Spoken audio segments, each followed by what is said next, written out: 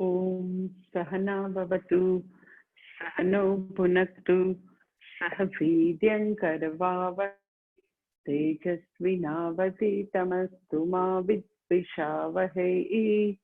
ओम शांति शांति शांतिः। श्रुतिस्मृतिपुराणानाम् आलयं करुणालयं नमामि भगवत्पादं शङ्करं लोकशङ्करं। शङ्करं शङ्कराचार्यं केशवं बादरायणं सूत्रभाष्यकृतो वन्दे भगवन्तो पुनः पुनः। ईश्वरो गुरुरात्मेति मूर्तिभेदविभागिने व्योमवद्व्याप्तदेहाय दक्षिणामूर्तये नमः।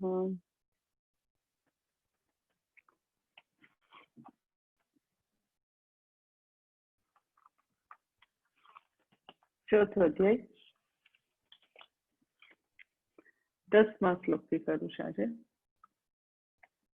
वीतरागभयक्रोधाः मन्मया मामुपाश्रिताः बहवो ज्ञानतपसा भूता मद्भावमागताः ये यथा मां प्रपद्यन्ते तां तथैव भजाम्यहम् मम वर्त्मानुवर्तन्ते मनुष्याः पार्थ सर्वशः काङ्क्षन्तः कर्मणां सिद्धिं यजन्त इह देवताः क्षिप्रं हि मानुषे लोके सिद्धिर्भवति कर्मजा चातुर्वर्ण्यं मया सृष्टं गुणकर्म विभागशः तस्य कर्तारमपि मां विद्य कर्तारमव्ययम्।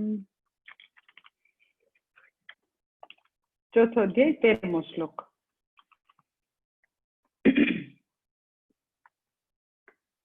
ભગવાન કહે છે કે ચારે ચાર વર્ણ મેં સર્જેલા છે અને ચારે ચાર વર્ણ જે છે એ એના સર્જનમાં બે શું છે તો કે ગુણકર્મ વિભાગશઃ અને ચારે ચાર વર્ણ સર્જવાનો ઉદ્દેશ્ય શું છે, પર્પઝ શું છે તો કે આવા બે પર્પઝથી ચાર વર્ણોની રચના કરી। બે મુખ્ય હેતુ છે। શું છે તો કે વ્યક્તિ પોતાના સમગ્ર જીવન દરમિયાન વર્ણાશ્રમ પ્રમાણે જીવે તો ઇમોશનલી મેચ્યોર બની જશે, માનસિક રીતે પરિપક્વ બનશે। કારણ કે બધાને એવા પ્રકારની સમજ હતી કે બધાએ સત્વનિષ્ઠ બનવાનું છે। એટલે પહેલો ગોલ છે તો કે વ્યક્તિ સત્વનિષ્ઠ બને, મનુષ્ય તરીકે પરિપક્વ મનુષ્ય બને। અને બીજું તો કે જીવનનું મુખ્ય ધ્યેય પછીથી હાંસલ કરે, શું તો કે આત્મવિદ્યા બ્રહ્મ વિદ્યા પ્રાપ્ત કરે। આવા બે હેતુ માટે મનુષ્ય તરીકે પરિપક્વ મનુષ્ય બને અને પછીથી અલ્ટિમેટલી આત્મજ્ઞાન પ્રાપ્ત કરે। એટલે પહેલાના સમયમાં જે લોકો આવી રીતે વર્ણાશ્રમ પ્રમાણે જીવન જીવતા હતા તો તમને ખબર છે કે આઈ એમ શ્યોર કે ઘણા બધા તમારામાંના ઘણા બધાને એવો અનુભવ હશે કે વ્યક્તિ ગૃહસ્થાશ્રમ જેવો પસાર કરે, લાઈક 50-55 વર્ષની વ્યક્તિ થાય, આપણે આપણા મા બાપને જોયા હોય, દાદા દાદીને જોયા હોય, નાના નાનીને જોયા હોય, તો અત્યારે જેવા પ્રકારનું 50-55-60 વર્ષે જે માણસ છે એવું માણસ ત્યારે નહોતું। એટલે એ જે વર્ણાશ્રમ પ્રમાણેનું જીવન જીવતા જીવતા વ્યક્તિ ઇમોશનલી પરિપક્વ થઈ જતી। વ્યક્તિ જે છે એવી રીતે એનામાં એવા પ્રકારની બધી જ હેલ્ધી એટીટ્યુડ એનામાં આવી જતી। એ ઘણી બધી વસ્તુઓ, ઘણા બધા કામ, ક્રોધ, લોભ, મદ, મોહ, જેલસી અતિશય બધું ભોગવી લેવાની બધી ઈચ્છાઓ એ બધાથી એની મેળે એ ઉપર જ થઈ જતી. આખો સમાજ વ્યવસ્થા, આખું એવા પ્રકારનું વર્ણાશ્રમનું જીવન એટલું સુંદર હતું કે ઇન્વેરિયેબલી કે ઘણામાં તમારામાંના નાના હોય તો નાના હોય ત્યારે તમારી મમ્મી કે દાદી સાથેનો સંવાદ તમને યાદ હશે. મમ્મી, મારા ફ્રેન્ડ આવે તો સરખી સાડી પહેરજો, હવે તું જરાક આવી રીતે પ્રેઝન્ટેબલ રહે છે.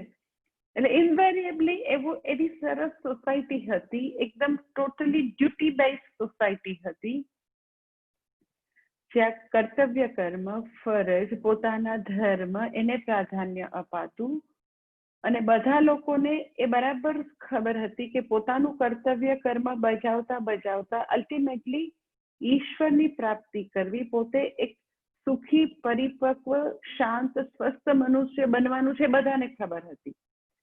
તો લગભગ મેં એવું જોયું છે કે વ્યક્તિ છોકરી જે પરણીને સાસરે જાય અને આમ જસ્ટ એને એકાદ હજી તો બાળક થયું હોય ત્યાં એને એનો જે દેહાધ્યાસ હોય ને એ ખરી પડ્યો હોય, એમ કે હું શરીર છું એવું એને ક્યાંય વેદાંતમાં ભણવા હું શરીર નથી એવું વેદાંતમાં ભણવા જવાની જરૂર જ ન પડે.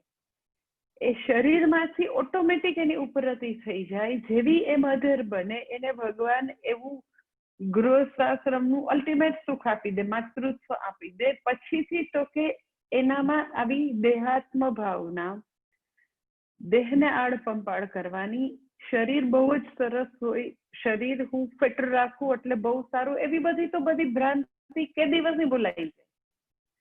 ઇનવેરિયેબલી તમે જેટલી બી સ્ત્રીઓ જોઈ હોય આજથી ખાલી 25-50 વર્ષ પહેલા કે ગૃહસ્થાશ્રમના 50 વર્ષ પસાર કરે એટલે તો આમ ટોટલી ઉપર જ થઈ ગઈ હોય, પણ 30-35 ને આડે ગાળે પહોંચતી વ્યક્તિ પણ એટલી બધી અસ્વસ્થ, શાંત, સુખી, પોતાના હોવાપણાનો એને આનંદ હોય, એને પોતાની જાતને પુરવાર કરવા માટે આમ કાયમ માટે વલખા ન મારવા પડે, કે પોતે 2 કલાક જીમમાં જાય ને પોતે એકદમ પોતાની જાતને એવી પોતાની દીકરી સાથે કોમ્પિટિશન કરતી એવી ફિટ રાખે, એવો કોઈ પણ પ્રકારનો કન્સેપ્ટ જ નહોતો.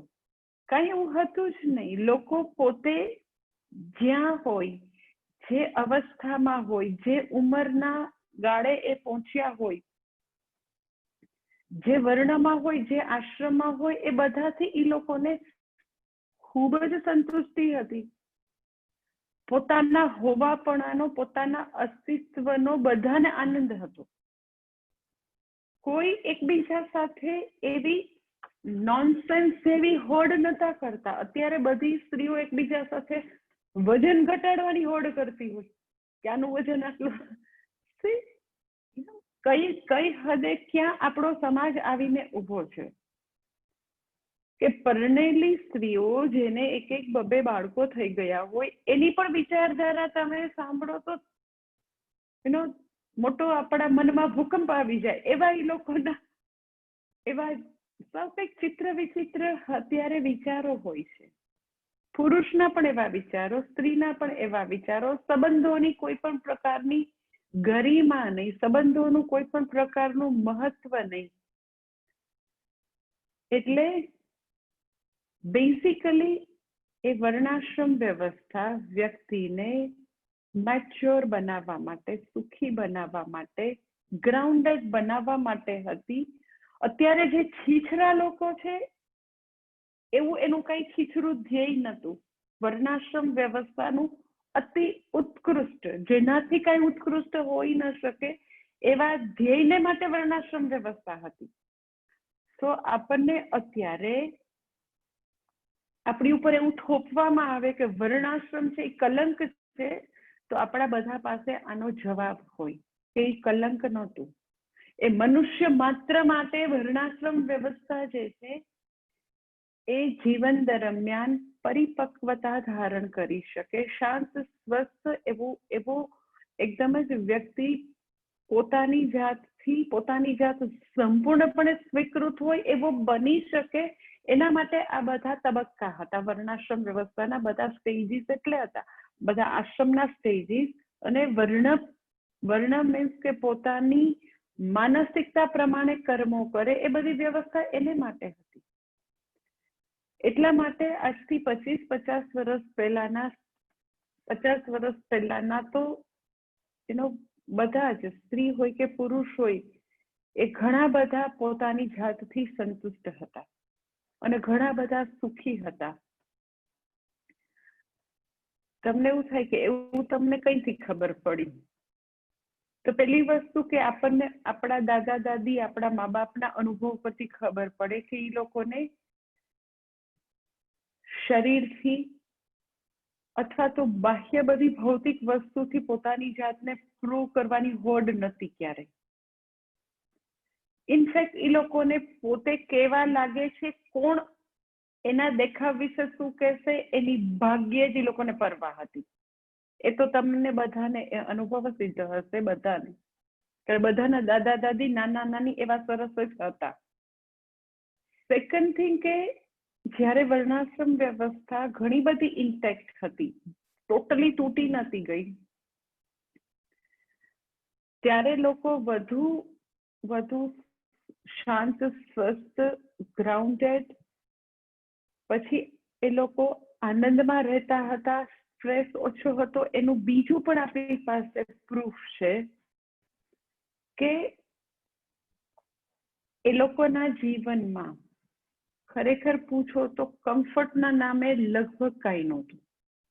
આજથી લાઈક 50 અથવા 100 વર્ષના, 50 થી આગળના કોઈ પણ 60, 70, 80, 100 years પહેલા તો કે ટેકનોલોજીએ, વિજ્ઞાને એવી મોટી શોધ નથી કરી, અને ઇફેટોલ કરેલી હોય તો એ સામાન્ય જન સુધી ટેકનોલોજી નથી પહોંચેલી કે બધાને પરવડે.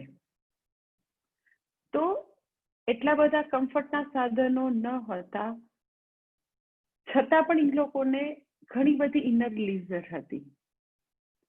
તમને એવું થાય કે એવું કઈ છે તમને ખબર પડી કે એ લોકોને ઇનર લીઝર હતી? તો કોઈ પણ સમાજમાં ખૂબ જ સુંદર સાહિત્યની રચના ત્યારે જ થાય, શિલ્પશાસ્ત્રની રચના ત્યારે જ થાય જ્યારે સમાજ ઘણો બધો સ્વસ્થ હોય, ઠરેલ હોય, લોકો મેચ્યોર હોય, લોકોને પોતાના જીવનથી એવડી મોટી કમ્પ્લેન ન હોય, સ્ટ્રેસમાં ન હોય, લોકો એવા ન્યુરોટિક ન હોય, દંડ પણ ન કરતા હોય, એટલા બધા આપઘાતના કેસીસ ન થતા હોય, એટલા ગુનાઓ ન થતા હોય. તો બસ થોડા જ વર્ષ પહેલા, 50, 60, 70, 80 વર્ષ પહેલાનો, 100 વર્ષ પહેલાનો ઇતિહાસ તમે જુઓ કે સાહિત્યની દ્રષ્ટિએ, એ ગુજરાતી સાહિત્ય હોય, હિન્દી સાહિત્ય હોય, બધી સાહિત્યની દ્રષ્ટિએ બધી ખૂબ જ શ્રેષ્ઠ કલાકૃતિઓ સાહિત્યની તો કે ત્યારે રચના થઈ, શિલ્પશાસ્ત્ર તો કે ત્યારે બધું રચના થયું. એવા બધા મોટા મોટા સ્થાપત્ય જે એક પેઢી નહીં 2-3 પેઢીઓ એવા બનાવતી હતી, એવા સ્કલ્પચર, તો એ બધું પણ તો કે એ વર્ષો પહેલા જ થયેલું છે. કોઈ ફાસ્ટ ફૂડનો જમાનો નહોતો, ખૂબ જ લોકોને ઇનર લીઝર હતી. એટલે બેઝિકલી વર્ણાશ્રમ વ્યવસ્થા તો કે લોકોની સુખાકારી માટે હોય. કોઈ પણ મોડેલ ભગવાન આપે, કોઈ પણ બંધારણ સમાજ માટે આપે, તો અલ્ટિમેટલી લોકોને સુખી થવા આપે, નહીં કે ડિવાઇડ એન્ડ રૂલ કરવા માટે, લોકોને ઝઘડાવવા માટે, ઉચ્ચ નીચના ભેદ માટે, આને સ્પર્શી શકાય અને ન સ્પર્શી શકાય એવા બધા કલંક સમાજમાં આવે, એના માટે કઈ ભગવાને મોડેલ ના આપ્યું હોય. એટલે એ બધી આવા પ્રકારના ભેદભાવ એ મનુષ્યના ભેજાનું સર્જન છે. ભગવાને તો સિમ્પલ 4 વર્ણ આપેલા છે અને 4 આશ્રમ આપેલા છે, જે મેં તમને કીધું કે કદાચ બીજી બધી જગ્યાએ એક્ઝેક્ટ 4 વર્ણ એવો શબ્દ ન હોય, પણ છતાં પણ મોડર્ન સોસાયટીમાં આવા પ્રકારના કર્મના વિભાગ તો જીવંત છે જ. હવે કોન્ફ્લિક્ટ અને કન્ફ્યુઝન હવે આ જમાનામાં ક્યાં આગળ છે? તો કે બરાબર છે, વર્ણાશ્રમ વ્યવસ્થા તૂટી ગઈ. વર્ણાશ્રમ વ્યવસ્થા જે છે એનો કન્સેપ્ટ મેં તમને કીધું કે બેઝિક કન્સેપ્ટ એવો હતો કે ચારે ચાર વર્ણ અને આશ્રમમાં રહેલી વ્યક્તિ સ્વકર્મ કરતા કરતા, પોતાનું કર્તવ્ય કર્મ કરતા કરતા મનુષ્ય જીવનનું ધ્યેય પ્રાપ્ત કરે. એટલે ગોલ બધા માટે સમાન છે, કર્મો જુદા જુદા. કર્મો જુદા જુદા શા માટે આપ્યા? તો કે માનસિકતા જુદી જુદી છે. કોઈને ભણાવવું ગમે છે તો કોઈને પેઇન્ટિંગ કરવું ગમે છે, તો કોઈને તો કે મ્યુઝિક ગમે છે, તો કોઈને તો કે વેપાર વાણિજ્ય ગમે છે, તો કોઈને તો કે સરહદ ઉપર લડવું ગમે છે. એટલે બેઝિક કન્સેપ્ટ તો કે દરેકે પોતાનું કર્તવ્ય કર્મ, જે કાંઈ કર્તવ્ય કર્મ, લાઈક અર્જુન માટે અત્યારે કર્તવ્ય કર્મ લડવું એ કર્તવ્ય કર્મ છે. આતતાઈને મારવા, પોતાના દેશની રક્ષા કરવી, પ્રજાનું કલ્યાણ કરવું, આતતાઈથી બચાવીને કલ્યાણ કરવું એ ક્ષત્રિય ધર્મ છે. તો એ ક્ષત્રિય ધર્મ બજાવતા બજાવતા પણ એની ડ્યુટી છે. તો એ ડ્યુટી બજાવતા બજાવતા પણ એને સંકલ્પ તો એ જ કરવાનો છે કે મમોપાત સમસ્ત દુરિત ક્ષયાર્થે શ્રી પરમેશ્વર પ્રીત્યર્થે ઇદમ અહમ કરીશ્ય. એટલે એ ચાહે યુદ્ધ કરે કે ચાહે એ વ્યક્તિ કંઈક ક્લાસિકલ મ્યુઝિશિયન હોય, કંઈક ગાતો હોય, વગાડતો હોય, તો એના માટે પણ સંકલ્પ એક જ. કર્મો જુદા જુદા કારણ કે માનસિકતા જુદી જુદી, પરંતુ બધા એક જ ધ્યેય માટે બધા કામ કરી રહ્યા છે. શું? તો કે મારું કર્તવ્ય કર્મ બજાવતા બજાવતા હું મારા કર્મો ઈશ્વરને અર્પણ કરું. ઇન અધર વર્ડ, એ વ્યક્તિ અંતઃકરણ શુદ્ધિ, પરિપક્વતા પ્રાપ્ત કરે અને ગોલ પ્રાપ્ત કરે. એટલે કર્મોની વિવિધતા છે કારણ કે માનસની વિવિધતા છે. હવે કોન્ફ્લિક્ટ ક્યાં આગળ છે? તો કે આપણા બધા જેટલા લોકો હિન્દુ હોય એના માનસમાં એ બધું ઘૂંટાયેલું છે. શું? તો કે કર્તવ્ય કર્મ બજાવવા જોઈએ. ડ્યુટી જે છે એ તો કર્તવ્ય કર્મ બજાવવું, મારી ડ્યુટી બજાવવું એ તો ભગવાને કીધું છે, પૂરું કર્મત્વમ. એટલે કર્તવ્ય કર્મ કરવા જોઈએ બધાને ખબર છે. પરંતુ હવે પ્રોબ્લેમ શું છે? તો કે પેલા કર્તવ્ય કર્મ બજાવવામાં કોન્ફ્લિક્ટ નથી કારણ કે અર્થકામ ધ્યેય નતું. એટલે પોતાનું કર્તવ્ય કર્મ બજાવથી મને શું મળે એવી ગણતરી નથી. એ સુતાર હોય તો પણ પોતાનું કર્તવ્ય કર્મ બજાવે અને રાજાનો દીકરો હોય તો બી કર્તવ્ય કર્મ બજાવે. પછી રાજાનો દીકરો એમ કે રાજકુમાર એમ કે હું મારું કર્તવ્ય કર્મ બજાવું એટલે હું છું અને તું સુતાર એટલે નકામું. એવું હતું જ નહીં. બધા જ લોકો સમાન હતા. ડ્યુટી એ ડ્યુટી છે, કર્તવ્ય કર્મ એ કર્તવ્ય કર્મ. એ ચાહે ઝાડુ વાળવાનું છે કે પછી રાજપાટ ચલાવવાનું છે. એટલે કર્મોમાં એઝ સચ ખરેખર ઊંચ નીચ નથી. કર્મો જેના જેવા જે જગ્યાએ ભગવાન એ લોકોને મૂકેલા છે, વર્ણાશ્રમ પ્રમાણે મેં તમને કીધું કે એવું સાહજિક રીતે હતું કે વ્યક્તિ જ્યાં જન્મે એવી એની માનસિકતા રહેતી હતી કારણ કે હજારો વર્ષથી એવી જ રીતે એ લોકોનું એ ચાલ્યું આવતું હતું વર્ણાશ્રમ. કારણ કે વેદમાં વર્ણાશ્રમ વ્યવસ્થા છે, ગીતાજીની નથી. એટલે એનો કે કોન્ફ્લિક્ટ ક્યાં આગળ છે કે જે વ્યક્તિ વેપાર વાણિજ્ય કરે, જે વ્યક્તિ ડોક્ટર બને, એન્જિનિયર બને, તો એને જે કમાણી થાય એના કરતા જે ઝાડુ વાળે એની કમાણી ઓછી હોય, કાર્પેન્ટરી કરે એની કમાણી ઓછી હોય.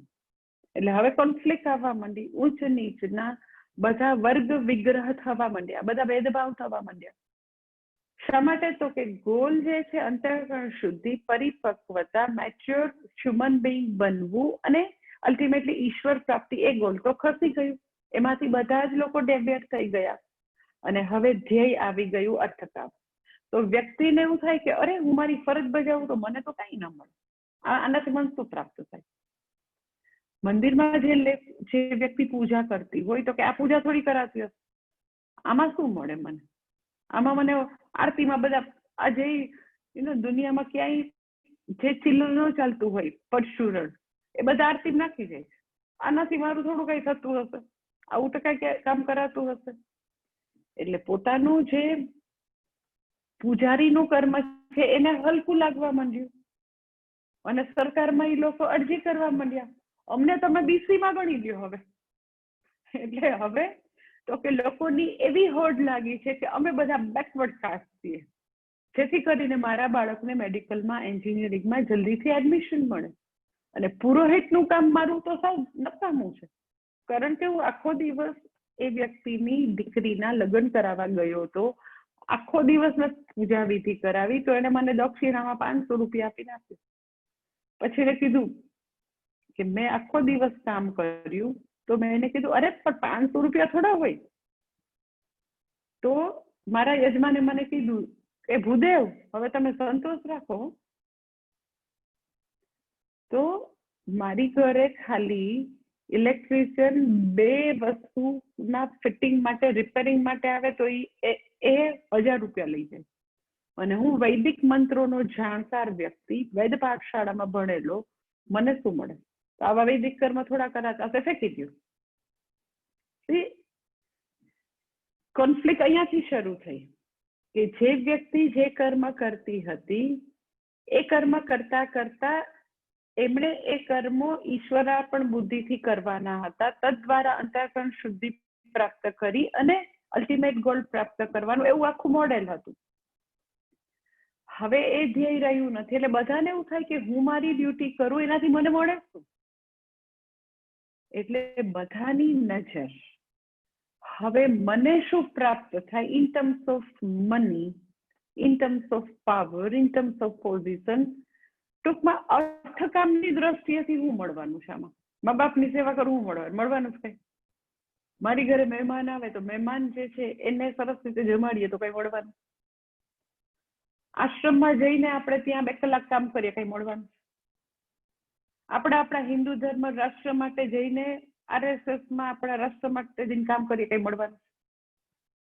એટલે તમે જો કે કોઈ પણ ડ્યુટી તમે યુ નહીં, કોઈ પણ ડ્યુટી પોતાના માતા પિતાના માટે કામ કરવાથી માંડીને, સિબ્લિંગ્સને કઈક જરૂરત છે તો હેલ્પ કરવાથી માંડીને, કોઈ હોસ્પિટલમાં છે તો એના માટે, પહેલાના જમાનામાં લોકો હોંશે કરતા. અત્યારે તો કે કોઈને પણ કોઈની ઘરે જવું હોય તો પેલા પૂછવું પડે કે તમને ફાવશે તો અમે આવીએ. અતિથિની વ્યાખ્યા શું છે? કે જેને આવવાની તિથિ નથી. તો અત્યારે તો કે બધામાં, બધી જ જગ્યાએ લોકો ગણતરીબાજ કે હું મારું કર્તવ્ય કર્મ બજાવું, એઝ એ શિષ્ય બજાવું, as a daughter, as a son, as a father, as a mother, કાંઈ બી રોલમાં હું ભજવું તો મને મળવાનું શું? માન નથી કરું, મને કઈ નથી મળવાનું. મને જો કઈ દ્રષ્ટ ફાયદો દેખાતો હોય તો જ હું કરું. એટલે આખું તમે જો ટોટલ એ પેરેડાઇમ ચેન્જ થઈ ગયું. પહેલા શું હતું તો કે કઈ મળે ન મળે એવી કોઈ વિચાર જ નહોતો કોઈનામાં. એટલે તમે જો કે બધા જ લેવલે લોકો તમને, ક્યાંય બી લોકો તમે જો કે સાવ તમે એમ કહો ક્લાસ 4 ના જે માણસો હોય ત્યાંથી માંડીને ક્લાસ 1 સુપર ક્લાસ 1 ઓફિસરથી બધા જ લોકોની કર્તવ્ય પરાયણતા બિલકુલ ઓછી થઈ ગઈ. લાંચ રૂશ્વત સિવાય કઈ કામ જ ન થાય એવો આખો માહોલ થયો ગયો. શા માટે આવું આખું ફરી ગયું? Total સિનારીઓ change 180 ડિગ્રીએ. એટલે એનો કે ખૂબ જ લોકો નિષ્ઠાથી, વફાદારીથી, સમર્પિત થઈને કામ કરે. એ ખાલી તો કે હવે તમે પૂછો તો ખાલી વાર્તાઓમાં ને બધી મૂવીમાં ને સિરિયલમાં ને ભૂતકાળની વાત તો બની ગઈ. બધાને ક્વિક મની, મને શું જોઈએ એ બધું ગોલ થઈ ગયું. મને શું પ્રાપ્ત થાય, કોઈ પણ રોલમાં. તો હવે આખી સમાજની અત્યારે કોન્ફ્લિક્ટ, આટલી બધી અસંતુષ્ટિ, આટલા સ્ટ્રેસનું રીઝન આ છે કે કર્તવ્ય પરાયણતા જે છે એને હું મહત્વ આપું કે મારી મહત્વકાંક્ષાને, મને ભેગું કરવું, ભોગવવું એ મારી મહત્વકાંક્ષા. મારે બેમાંથી કેને મહત્વ આપવું? થોડું ડ્યુટીને મહત્વ આપવાતું. તો ડ્યુટીને મહત્વ આપે એ બધા લોકો તો કે રહી ગયા એની લાઈફમાં પાછળ. એટલે આખી સમાજની માનસિકતા તો કે ટોટલી આ રીતે ચેન્જ થઈ ગઈ. દરેક વ્યક્તિ તો કે હવે ગણતરીઓ, અને ગણતરી કેની તો કે માત્ર અર્થકામની, એ રીતે દરેક મનુષ્ય જીવવા લાગ્યો. અને એની સામે આપણી વર્ણાશ્રમ વ્યવસ્થા તો કે આટલી ઉચ્ચ હતી, મહાન હતી. અને એના ફલરૂપે તો કે સમાજ, કુટુંબના દરેક સદસ્ય આટલા હેલ્ધી હતા. આટલું હેલ્ધી માનસ એટલે હતું, એટલે આખું રાષ્ટ્ર જે છે એનો પાયો, એનો સૌથી નાનામાં નાનો એકમ કુટુંબનું સદસ્ય છે, ફેમિલી. ફેમિલીની તો કે એક સદસ્યને, એક વ્યક્તિ હવે માત્ર તો કે બધી જ વસ્તુઓ પૈસાથી જ માપતી થઈ. એટલે ડ્યુટી, હું જો કર્તવ્ય કર્મને સમર્પિત થાવ તો મને અર્થકામ ન મળે. એટલે મમોપાત સમસ્ત દુરિત ક્ષયાર્થ એ બધું તો કઈ નું કઈ જતું રહ્યું. હવે ખાલી મહત્વ એક જ વસ્તુનું તો કે અર્થકામનું. એટલા માટે વર્ણાશ્રમનું મોડેલ જે છે એ અત્યારે કામ નથી કરી શકતું, જસ્ટ બીકોઝ ઓફ ધીસ કે મોડેલનો જે પર્પઝ હતો એ પર્પઝ હવે રહ્યો નથી. અને બીજું, મેં તમને ગઈકાલે રીઝન કીધું કે આખી વર્ણાશ્રમ વ્યવસ્થા તૂટી ગઈ,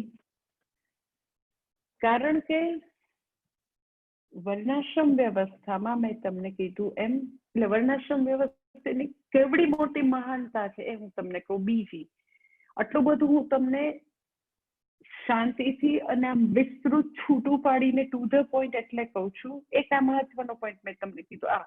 હવે બીજો પોઈન્ટ કાલે કીધો એ જરાક ઇલાબરેટ કરીને ફરીથી કહું છું કે આપણી વર્ણાશ્રમ વ્યવસ્થાની એક કેવડી મોટી મહાનતા હતી કે પૂજ્ય સ્વામીજી એવું કહે કે આખા વર્લ્ડમાં, આખી દુનિયામાં એક ભારત દેશ જ એવો હતો, આપણો સમાજ જ એક એવો હતો કે જ્યાં હરીફાઈ નામની કોઈ વસ્તુ નહોતી, કોમ્પિટિશન ઝીરો હતી, અને છતાં અત્યંત હેલ્ધી સમાજ હતો. અને છતાં લોકો અતિશય એમ્બિશિયસ હતા. હરીફાઈ હોય તો જ મહત્વાકાંક્ષી વ્યક્તિ હોય, એ બેને કોઈ કનેક્શન નથી. એટલે આખા વિશ્વમાં વર્ણાશ્રમ એ એવી મહાન ગિફ્ટ હતી, કે દરેક બાળકને, મનુષ્ય માત્રને જન્મથી ખબર છે કે આખી લાઈફ એને શું કરવાનું છે. એટલે ભણવાનો કોઈ ત્રાસ નહીં, પરફોર્મ કરવાનો કોઈ સ્ટ્રેસ નહીં, આખી જિંદગી રિલેક્સ થઈને જીવવાનું છે. કોઈ પણ પ્રકારનો ત્રાસ બહારથી કોઈ એને આવું જબરજસ્ત એને સ્ટ્રેસ આપે અને એને પોતાની જાતને હર હંમેશ પ્રૂવ કરવી પડે, એવો માહોલ જ નહોતો. લોકો જન્મે ત્યારથી જસ્ટ ઇમેજિન કે જન્મે ત્યારથી એ મ્યુઝિશિયનના દીકરાને ખબર છે કે મારે મ્યુઝિશિયન બનવાનું છે, અને કોઈ પણ પ્રકારની એક્ઝામ નહીં, એક્ઝામ લઈ અને એ વ્યક્તિને આપણે એના માર્ક્સની મુજબ જે બી માર્ક્સ આવે, બધા તો પહેલો નંબર ના આવે ક્લાસમાં, કોઈક તો બીજો નંબર હશે, કોઈક તો સાવ લાસ્ટ બેન્ચ વાળો હશે, જેને લોકો આમ ઠોઠનું લેબલ મારતા હશે, તું તો નિષ્ફળ છું એવું લેબલ મારતા હશે. તો એ આપણે આપણી જે આ વર્ણાશ્રમ વ્યવસ્થાને ટોટલી ઉખાડીને ફેંકી દીધી ઇન ધ પ્રોસેસ. જે આખી નવી પ્રણાલી લાવ્યા એમાં પૂજ્ય સ્વામીજી હંમેશા એમ કે એક પણ બાળક હું યુઝલેસ છું એવા કોમ્પ્લેક્સ વગર મોટું જ નથી થતું, કારણ કે એને બધા જ વિષયમાં 100 માંથી 100 માર્ક્સ સ્કોર કરે તો જ તું બરાબર કહેવાય. એટલે સમાજ જે છે એ કેવા બધા ન્યુરોટિક, કેવા કોમ્પ્લેક્સ વાળા બાળકોનું સર્જન કરે, કારણ કે કોઈ બી વ્યક્તિ કઈ બધા વિષયમાં તો એ માહેર હોય એવું બનવાનું નથી. એટ ધ સેમ ટાઈમ એને જે રીતે પરફોર્મ કરવાનું કે એવી રીતે પરફોર્મ કરવાનું એનામાં ન હોય, એનું વ્યક્તિત્વ જુદું હોય. એટલે આપણે કેટલા સક્સેસફુલ છીએ, કેવા નિષ્ફળ છીએ, કેવા નકામા છીએ, એક ખાલી એક નાનકડી એક કોઈક ગોખીને લખવાની પદ્ધતિ છે એ નક્કી કરી નાખે કે તમે યુઝલેસ છો, તમે બહુ બ્રિલિયન્ટ છો. તો વિચાર કરો કે આખો સમાજના દરેક વ્યક્તિને એવું થાય જ કે હું બરાબર નથી, પોતા વિશે ખૂબ બધા કોમ્પ્લેક્સ સાથે બધા સ્કૂલ અને કોલેજનું જીવન પસાર કરે. કેટલા લોકો મને કહેતા કેવડા મોટા થઈ જાય પછી 50 વર્ષનો થઈ જાય ત્યાં સુધી મને કહેતા કે માતાજી હજી મને એવા સપના આવે કે એક્ઝામ છે અને હું એકદમ ઉઠી જાઉં અને એક્ઝામનું પેપર જતું રહ્યું વગેરે વગેરે. એટલે વિચાર કરો કે 25 વર્ષ સુધી પોતાની જે પરીક્ષાનો સ્ટ્રેસના સપના હજી ગયા ન હોય. એટલે એના અનકોન્શિયસ માઇન્ડમાં એની કેટલી ગાઢ ઇમ્પ્રેશન હશે.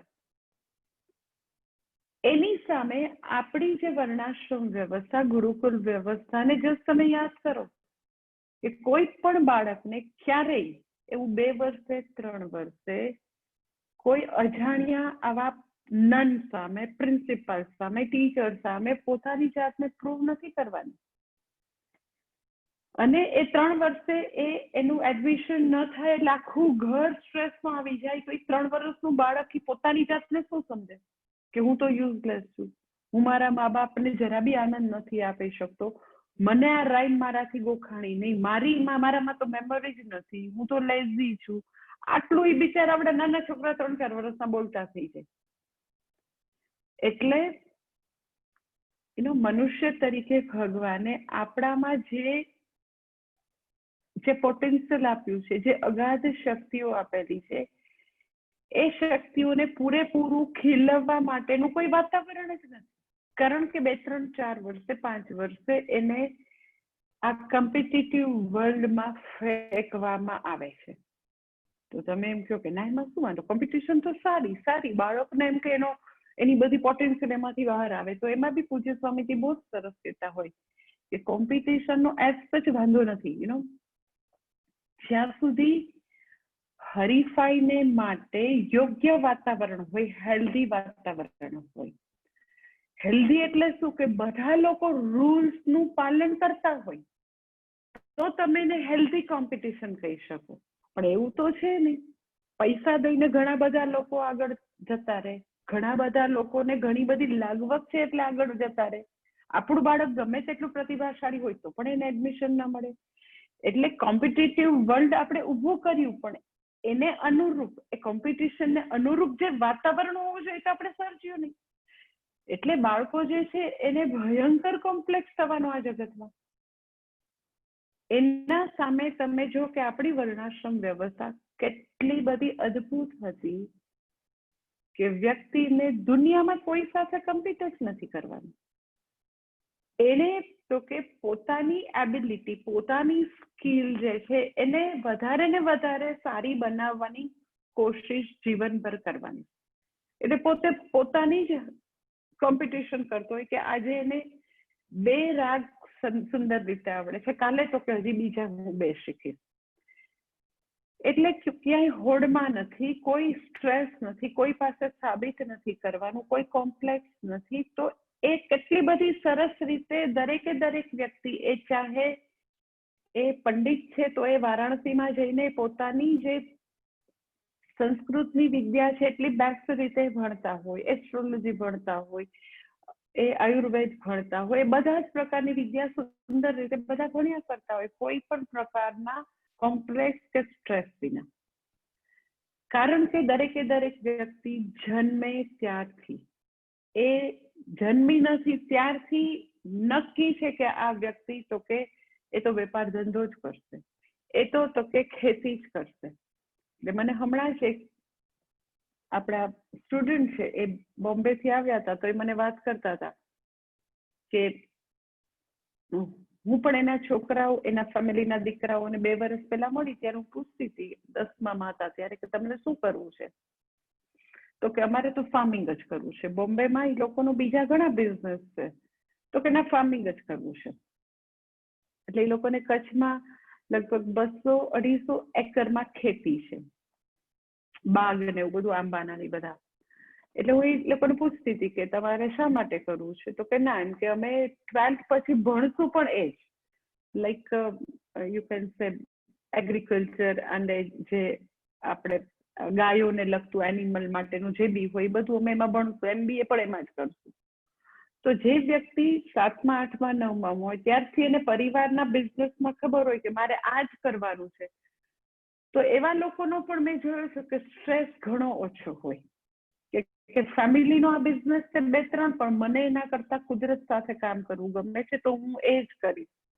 તો એની સ્કિલ એ અત્યારે પેલું કોરોના છે તો એ બધા બાળકો જે લોકોને બી આગળ એગ્રીકલ્ચર અને ગોરક્ષા ને એમાં ઇન્ટરેસ્ટ છે, તો એ બધા બાળકો બોમ્બેથી આવીને, ભલે એ લોકો અત્યારે 11th છે, પણ એને નક્કી કરી નાખ્યું કે અત્યારથી આપણી ટ્રેનિંગ ચાલુ, આપણે 200 એકરમાં આપણી ખેતી શરૂ કરી દઈએ અને પછી જ્યારે બધું ખુલશે ત્યારે સાયન્ટિફિક વેથી ક્યાંય બી જઈને ભણી આવશું. તો બીજા બધા એની સરખામણીમાં બીજા છોકરાનો સ્ટ્રેસ કેટલો હોય મને ખબર છે, કેટલી અનિશ્ચિતતામાં જીવતા હોય મને ખબર છે. તો જેને ખાલી 10માંથી ખબર હોય એનું સ્ટ્રેસ લેવલ પણ ઓછું હોય, એની સામે તમે વિચાર કરો કે જન્મ પહેલા બાળકને ખબર છે કે મારે તો આવા પ્રકારનું વેપાર વાણિજ્ય કરવાનું છે, કૃષિ ગોરક્ષા કરવાનું છે. તો કેવું છે કે એક તો એને ખબર છે એટલે કોઈ અનિશ્ચિતતા નથી, સ્ટ્રેસ નથી, પ્રૂવ નથી કરવાનું, ફર્સ્ટ થિંગ. સો મેન્ટલી, ઇમોશનલી તો કે એકદમ હેલ્ધી હશે એ વ્યક્તિ, ઈઝ હશે, એને શાંતિ હશે. સેકન્ડ થિંગ કે એના ઘરમાં 1 પેઢીથી 2 પેઢીથી 5 પેઢીથી વર્ણાશ્રમ વ્યવસ્થામાં તો અનેક પેઢીથી, હજારો પેઢીથી એ જ કરતા હોય. એટલે જે ફેમિલીમાં અનેક જનરેશનથી એ જ પ્રકારનું કામ ચાલતું હોય તો ઘરના દરેક વ્યક્તિમાં એ નાની મોટી સ્કિલ હોય એની બધા, કારણ કે એ જ વાતો થતી હોય, દાદાજી પણ એ જ વાત કરતા હોય, નાના પણ એ જ વાત કરતા હોય, અંકલ પણ એ જ વાત કરતા હોય. તો એ માહોલમાં એ 1 વર્ષનું 2 વર્ષનું ત્યારથી એને સંવાદો એવા જ સાંભળેલા હોય. એટલે તમે જો કે એને જે ફ્યુચરમાં કરવાનું છે એને અનુરૂપ એવું જ કન્ડ્યુસિવ વાતાવરણ છે, એવી જ સ્કિલ વાળા લોકોની સાથે જ ઉછરવાનું છે. પછી ભલે ફોર્મલ એવું ભણવા બી જાય એ જુદી વાત છે, પરંતુ બહુ બધું શિક્ષણ તો કે ઘરેથી જ એના મા બાપ પાસેથી શરૂ થઈ જાય. કયું શિક્ષણ? તો કે જેને વ્યવસાય કરવાનો છે, કારણ કે બાપા વ્યવસાય કરે છે એ જ પુત્રએ કરવાનો છે. એટલે તમે જો કે કેટલું બધું એના માટે અનુકૂળ વાતાવરણ કહેવાય. હવે એવું અનુકૂળ વાતાવરણ નથી, એ જન્મે છે બિચારો ક્યાં આગળ બાળક, ઘરનું વાતાવરણ એક છે, એની રુચિ ત્રીજી છે, એને મોકલવામાં આવે છે 4થી જગ્યાએ, આખું જુદું. મા બાપની વચ્ચે પાછા એટલા ઝઘડા હોય. હમણાં મને અમેરિકામાં એક આપણા સ્ટુડન્ટ છે ડાલાસ સાઈડ, તો મને વાત કરતા હતા કે એમ કે એ જે છે બેન, એની પોતાની એવડી મોટી આંખની હોસ્પિટલ, તો ઓલો છોકરો જે છે એટલી મોટી હોસ્પિટલ, અને પાછું એને you can say like 5-6 years back પોતાનો છોકરો 12thમાં આવે એની પહેલા જેવડી મોટી હોસ્પિટલ છે એવડો જ મોટો પ્લોટ બાજુમાં લઈ રાખ્યો. યુ નો, એવા ડ્રીમ થી કે આ બી સર્જન જ બનશે, ડોક્ટર જ બનશે. પછી ઓનલી સન, પછી તો કે એ મા દીકરા વચ્ચે એવી જબરજસ્ત ફાઇટિંગ થઈ. ઓલાનું 12મું ધોરણ પત્યું એટલે ઓલો કે હું તો જરાય મેડિકલમાં નહીં જાઉં, કોઈ દિવસ હું આમ પાછું વાળીને તારી હોસ્પિટલ સામે જોઈશ નહીં મમ્મી. તો કે કાં? તો કે મારે નથી બોલ, મારે એન્જિનિયર બનવું છે, મને ડોક્ટર બનવું જ નથી. તો એની માં એટલી દુઃખી, વાત જવા દો, કારણ કે એને પહેલેથી એવું ડ્રીમ એને સેવ્યું હતું કે આ મારી ગાદી છે, મારો દીકરો સંભાળશે. અને જે એને એની ઉપર સ્ટ્રેસ નાખ્યો છે કે હું તારું ક્રેડિટ કાર્ડ બંધ કરી દઈશ, હું તારું ફલાણું બંધ કરી દઈશ, દીકરો બોલો કે તારે જે કરવું હોય કરને બાપા, મને મેડિસિનમાં રસ નથી. તો વિચાર કરો કે અત્યારના બાળક માટે કેવું છે કે ઘરનું વાતાવરણ જુદું, પાછા બીજા કમનસીબ હોય તો મા બાપના પાછા બાળકને શું કરાવવાના બંનેના મંતવ્યો જુદા, બંનેના માટે ફાઇટિંગ કરે, બંને છોકરાને કોઈક બીજી જગ્યાએ પુશ કરવાની ટ્રાય કરે. એટલે એકને ડોક્ટર બનાવવું છે, એકને એન્જિનિયર બનાવવું છે, ઓલાને કંઈક ત્રીજું કરવું છે. એટલે એ બધી કશ્મકશમાં છોકરાઓ યુ કેન સે એ એવું પોતાના નોકરી ધંધામાં સ્થાયી થાય, સરખું કમાતા થાય, કેટલા વર્ષો વીતી જાય. અને પછી અલ્ટિમેટલી જે વસ્તુ એ શરૂ કરે ત્યાં બી એટલી બધી અનહેલ્ધી હરીફાઈ હોય, ખાસ કરીને ભારત દેશમાં હેલ્ધી કોમ્પિટિશન જેવું તો કઈ વાતાવરણ હોય જ નહીં. એટલે પછી અલ્ટિમેટલી શું થાય, અલ્ટિમેટ રિઝલ્ટ તો કે લગભગ મનુષ્ય જીવનનો મોટો ભાગ, જેને ક્વોલિટી યર્સ કહો, જ્યારે સૌથી વધારે શક્તિ છે વ્યક્તિ પાસે, ઘણું બધું વિચારી શકે એવા બધા વર્ષો માત્ર અર્થકામમાં જતા રહે. કારણ કે આટલી બધી કોમ્પિટિશનમાં એને ઉભા રહેવાનું છે. એ જરાક બી ક્યાંક પાછી પડે તો ઘણા બધા લોકો એને ધક્કો મારીને આગળ વધી જવાના. એટલે કેવું છે કે આખી લાઈફ એની લગભગ લાઈફ અર્થકામમાં ખર્ચાઈ જવાની. જ્યારે વર્ણાશ્રમ વ્યવસ્થાનો સૌથી મોટો બેનિફિટ કે વ્યક્તિ પોતાનો સેલ્ફ ગ્રોથ માટે ફોકસ કરી શકે. એને જે અર્થોપાર્જન છે એ જસ્ટ સાઇડ બેનિફિટ હતો. એને ફોકસ કરીને કોઈ નતા જીવન જીવતા, એની પર ફોકસ પણ નહોતું કરવાનું. પોતે પોતાના કર્મો ઈશ્વરને અર્પણ કરે, પોતાના સમસ્ત દુરિતનો ક્ષય થાય અને પોતાનું કર્તવ્ય કર્મ નિષ્ઠાથી કરે, જેનાથી પરમાત્મા મારી ઉપર પ્રસન્ન થાય, એ ગોલ હતું. એટલે ઓટોમેટિક વ્યક્તિ એ આશ્રમ એ વર્ણમાં કર્મ કરતા કરતા બીજા આશ્રમ માટે રેડી થઈ જતી. કારણ કે કર્મો ઈશ્વર પ્રીત્યર્થે કરેલા છે એટલે બીજા આશ્રમ માટે ઓટોમેટિક તૈયાર થઈ જાય. કેવી રીતે? તો કે એ કર્મો એને અંતઃકરણ શુદ્ધિ અપાવે, એટલે સાહજિક રીતે આવી બધી ફોલ્સ વેલ્યુઝ એની મેળે ફરી જતી.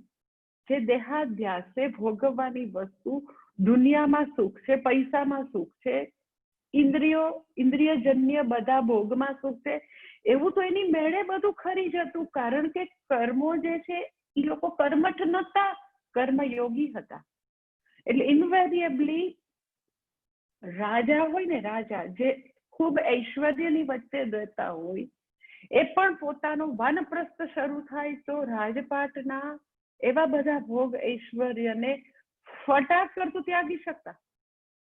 એકદમ જ કોઈ એટલે કોઈ એને રંજ ન હોય. તમે ભરત રાજા હોય તો બી તમે જુઓ કે વનમાં જતા રહ્યા, કોઈ બી યુ નેમ ઇટ, કોઈ પણ રાજા હોય તો એટલા બધા ભોગ ઐશ્વર્યની વચ્ચે રહેનારી વ્યક્તિ પણ તો કે સહજતાથી ખંખેરીને ચાલી શકતી. કારણ કે વર્ણાશ્રમનું જીવન એને એવું પરિપક્વ વ્યક્તિને બનાવતા, એટલી સંતુષ્ટિ આપતા, એવી પરિપક્વતા આપતા કે આમાં ખરેખર સુખ નથી. મારે મારું આંતર સુખ, મારું આત્માનું સુખ શોધવા મારે વનમાં જવાનું.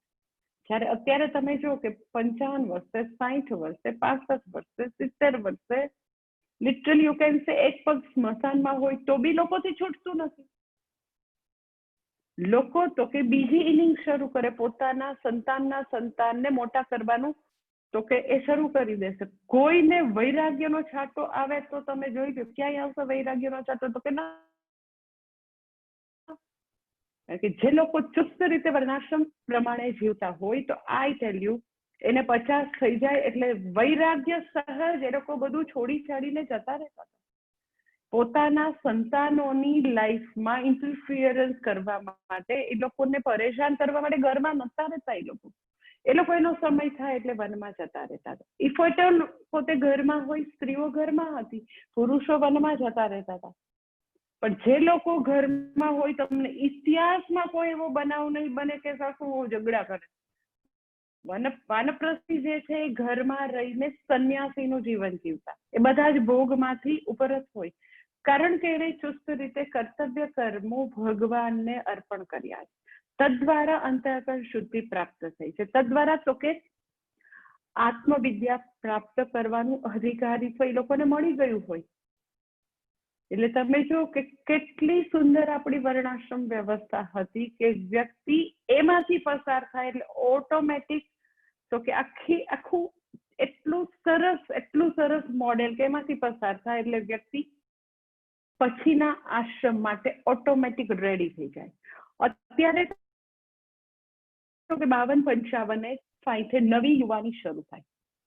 લોકો કેવા કેવા ખેલ કરતા હોય એ બધી મારે નથી વાત કરવી. તમે બધી જગ્યાએ જોજો કે એ લોકો કેવી કેવી વસ્તુ કરતા હોય છે, કેવી કેવી આપણને ખૂબ જ દુઃખ થાય, શરમ આવે, એવી બધી તો કે બધા બુઢાપામાં 55-60 પાસઠે ઘણા લોકો છોકરા પોતાના સંતાનની આસક્તિમાં ડૂબેલા, ઘણા તો કે ઇન્દ્રિય ભોગમાં ડૂબેલા, ઘણા તો કે ચિત્ર વિચિત્ર કેટલું કરશે, પરંતુ કોઈ ભગવાનનું નામ લઈ શકે નથી થતું. શા માટે? તો કે આખી આપણી આવી વર્ણાશ્રમ વ્યવસ્થા આવી રીતે તૂટી ગઈ છે.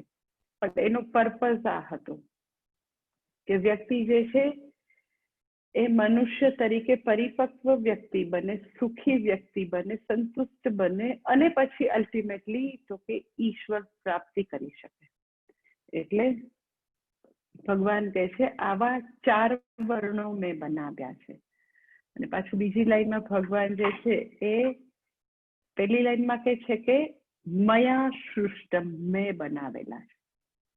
બીજી લાઈનમાં તો કે તસ્ય કર્તારમ અપીમાં વિદ્ય કર્તારમ અવ્યયમ, વિધિ એટલે જાણ, તસ્ય કર્તારમ એનો કરનારો હોવા છતાં, એ વર્ણો રચનારો હોવા છતાં મેં એની રચના નથી કરી, એ વર્ણાશ્રમ વ્યવસ્થાનો અકર્તા રૂપે તું મને જાણ.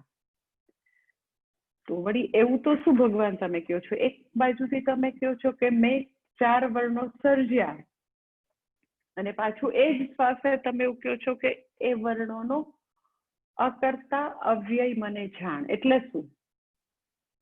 તો એનો જવાબ હજી આના પછીના શ્લોકમાં પણ ભગવાન દેશે, 14મા શ્લોકમાં.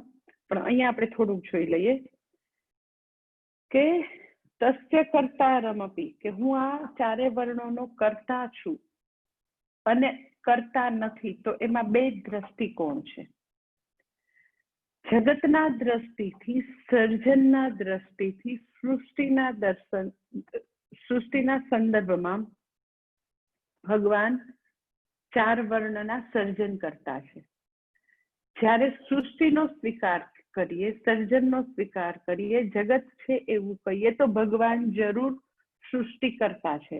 તો 4 વર્ણના પણ કરતા ભગવાન છે. પરંતુ ભગવાનના પોતાના સ્વના સ્વરૂપના દ્રષ્ટિથી તો કે ભગવાન એના કરતા નથી.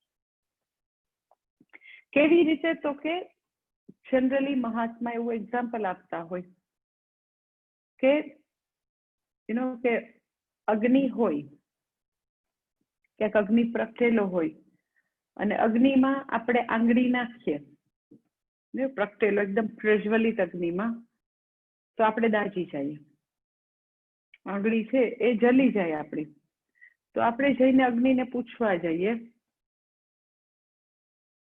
કે તે કેમ મારી આંગળી બાળી નાખી? તે બાળી નાખી? અને કેમ બાળી નાખી? એટલે અગ્નિ જવાબ આપે કે હા, મેં બાળી નાખી. કેમ બાળી નાખી? બહુ એની સાથે ડાયલોગ કરવા જાવ તો કે પણ મેં નથી બાળી હો. તો આપણને એવું થાય કે આવા 2 જવાબ કા આપે? અગ્નિ દેવતા તમે એમ કહો છો કે તમે બાળી બી નાખી અને તમે પાછું એવું કહો છો મેં બાળી નથી, આવું બી કહો છો. તો એ બંને જવાબ એટલા માટે સાચા છે કે ત્યાં આગળ અત્યારે બાળવા માટે એક અગ્નિ છે, પ્રજ્વલિત અગ્નિ, આપણે જ્યાં બેઠા છીએ. એટલે અગ્નિ સિવાય તો અત્યારે કોઈ બાળ્યું એવું દેખાતું નથી. એટલે અગ્નિએ બાળી છે તો એ જવાબ સાચો એટલા માટે છે કે અગ્નિ સિવાય ત્યાં તો કોઈ છે નહીં. અને અગ્નિએ નથી બાળી એ જવાબ એટલા માટે સાચો છે કે એ આંગળીને બાળવા માટે અગ્નિ આપણી પાછળ પાછળ દોડેલો નથી. આપણે જઈને અગ્નિમાં આંગળી નાખેલી હતી.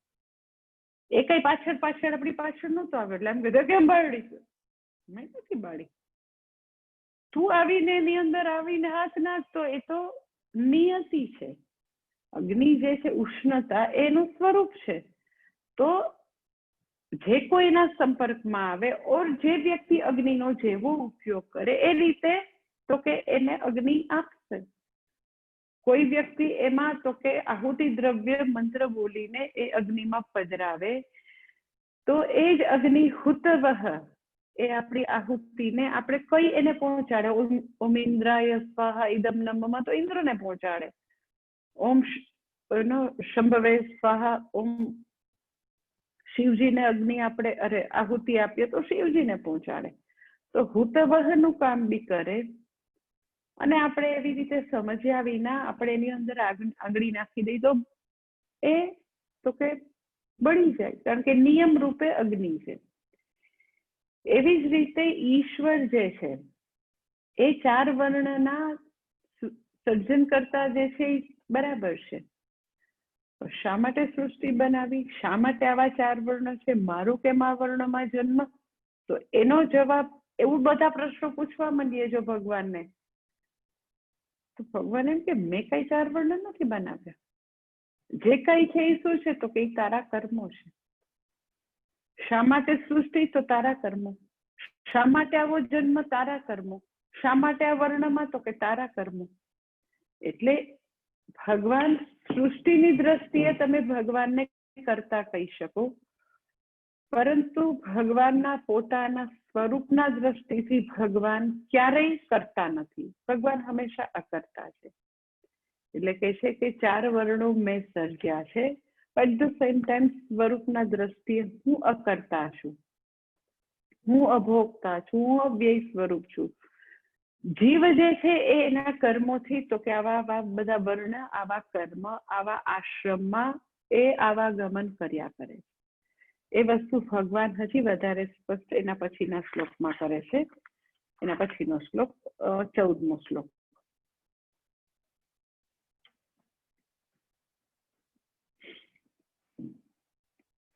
ન મામ કર્માણિ લિમ્પન્તિ ન મે કર્મ ફલે સ્પૃહા ઇતિ મામ યોऽભિજાનાતિ કર્મભિર્ન સબધ્યતે. કે છે ન મામ કર્માણિ લિમ્પન્તિ ન મે કર્મ ફલે સ્પૃહા. કારણ કે કોઈકને એવું થાય ને કે આ બધા તમે તો 4 વર્ણ બનાવ્યા, પછી 4 વર્ણમાં જુદા જુદા વર્ણમાં લોકો હોય, તો હવે એ બધા કર્મ જે છે એ ચાતુર્વર્ણ સર્જવાના કર્મો, એ બધા કર્મો તમને લાગે છે? એટલે હવે એનો જવાબ ભગવાન આપે છે, નમામ કર્માણિ લિમ્પન્તિ. કોઈ કર્મો જે છે એ મને ક્યારેય સ્પર્શતા નથી. ન મે કર્મ ફલે સ્પૃહા, મને કોઈ કર્મ ફળમાં પણ સ્પૃહા નથી. પછી બીજી લાઈન જે છે બહુ જ ઇમ્પોર્ટન્ટ છે. બીજી લાઈન જે છે એ અહીંયા જીવ બ્રહ્મનું એક્યનું પ્રતિપાદન કરતી બીજી લાઈન છે. પહેલી લાઈનમાં કહે છે કે મને કોઈ કર્મો સ્પર્શતા નથી, મને કોઈ કર્મ ફળમાં સ્પૃહા પણ નથી. પણ બીજી લાઈન બહુ જ સરસ, ઇતિ મામ યોऽભિજાનાતિ, મને જે લોકો આવી રીતે જાણે છે. કેવું? તો કે મને કર્મો સ્પર્શતા નથી, મને કર્મ ફળમાં સ્પૃહા નથી. આવું જે અભિજાનાતિ, ઇતિ મામ યહ અભિજાનાતિ, આવું જે મને યથાર્થ રીતે, સારી રીતે જે જાણે છે, એ પણ કર્મભિઃ સહ ન બધ્યતે, એ લોકો પણ કર્મથી બંધાતા નથી. એટલે ભગવાને અહીંયા અગેન વર્ણાશ્રમની વાત કરતા કરતા પાછું અહીંયા તો કે જીવ બ્રહ્મનું એક્યમય પ્રતિપાદન કરી દીધું. આગળ બી મેં તમને વાત કરી, અવતાર રહસ્ય દ્વારા પણ તો કે જીવ બ્રહ્મનું એક્ય બ્રહ્મ વિદ્યા આપી. અહીંયા પણ અગેન પાછું બ્રહ્મ વિદ્યાની વાત કરી. શું કહે છે? તો કે મને કોઈ પણ પ્રકારના કર્મો સ્પર્શતા નથી, મને કર્મ ફળની સ્પૃહા નથી. આવો જે મને યથાર્થ રીતે જાણે એ લોકો પણ તો કે કાયમ માટે કર્મ ફળના સંસારમાં બંધાતી નથી. આદિ શંકરાચાર્યજી એના ભાષ્ય સંગતિ ભાષ્યમાં કહે છે, યેષામ તુ કર્મણામ કર્તારમ મામ મન્યસે પરમાર્થતઃ તેષામ અકર્તા એવ અહમ યતઃ. યેષામ તુ કર્મણામ કર્તારમ મામ મન્યસે. તને કદાચ એવું લાગતું હોય કે હું કર્મો કરનારો છું, તું મને એવું જોતો હો કે કૃષ્ણ ભગવાન તો બહુ બધા કર્મો કરે છે, અત્યારે તો સારથીનું કામ કરે છે, આટલા બધા વર્ષો કેટલા બધા કર્મો કર્યા, તો એ જે કર્મો તું મને કરતો જોવે છે, અથવા તો તું મને પરમાત્મા તરીકે જાણે છે, ચલો અવતાર નહીં પણ એ અવતારની પાછળ જે પરમાત્મા છે એને તું જાણ, તો તને એવું થાય કે તમે તો ભગવાન સૃષ્ટિ સ્થિતિ લય કરતા છો, એ બધા કર્મ કર્યા ને, આ સૃષ્ટિનું સર્જન કર્યું ને, સૃષ્ટિની સ્થિતિ તમારાથી છે ને, સૃષ્ટિનો લય તમે કરો છો ને, તો યેશામ તું કર્મણામ કર્તારમ માં મન્યસે, તું મને આવા બધા કર્મોનો કરનારો જો તું મને માનતો હો ને, પરમાર્થ તેષામ અકર્તા એવ, ખરેખર વાસ્તવિક રીતે પરમાર્થતઃ ઇન રિયાલિટી આ બધા કર્મોનો હું કરતા નથી. અને પાછી એનો સૌથી બ્યુટીફુલ વસ્તુ શું છે, તો કે ભગવાનને જો આપણે એવો અકર્તા અભોગતા જાણીએ તો આપણે કર્મોના બંધનમાંથી છૂટી જાય. એવું તો કેવી, ભગવાનને અકર્તા માનવાથી હું કર્મના બંધનમાંથી કેવી છૂટું? શ્લોક તો એવું જ કે છે ને, અભિજાનાતી, યથાર્થ રીતે બરાબર, જાનાતી નહીં, અભિતઃ એટલે એકદમ બરાબર રીતે જાણીએ કે ભગવાન અકર્તા અભોગતા છે. ભગવાનને અકર્તા અભોગતા માનવાથી જીવ કેવી રીતે છૂટી છે? તો બી ભગવાન કે છે તો સાચું જ હોય. તો ભગવાનને અકર્તા અભોગતા માનવાથી જીવની મુક્તિ થાય, એનો અર્થ એમ કે પરમાર્થતઃ જીવ અને પરમાત્મા બે એક હોય તો જ બને. એ મુક્ત થાય તો એને મુક્ત જાણીને હું મુક્ત કેવી રીતે બનું? તો એનું જે સ્વરૂપ છે એ જ મારું સ્વરૂપ છે. વાસ્તવમાં આત્મા અને પરમાત્માનું સ્વરૂપ એક જ હોય તો જ એવું શક્ય બને. કેવી રીતે આપણે નેક્સ્ટ સેશનમાં જોઈએ. ઓમ પૂર્ણમદઃ પૂર્ણમિદં પૂર્ણાત પૂર્ણમુદચ્યતે પૂર્ણસ્ય પૂર્ણમાદાય પૂર્ણમેવાવશિષ્યતે. ઓમ શાંતિ શાંતિ શાંતિ. હરિ ઓમ શ્રી ગુરુભ્યો નમઃ. હરિ ઓમ.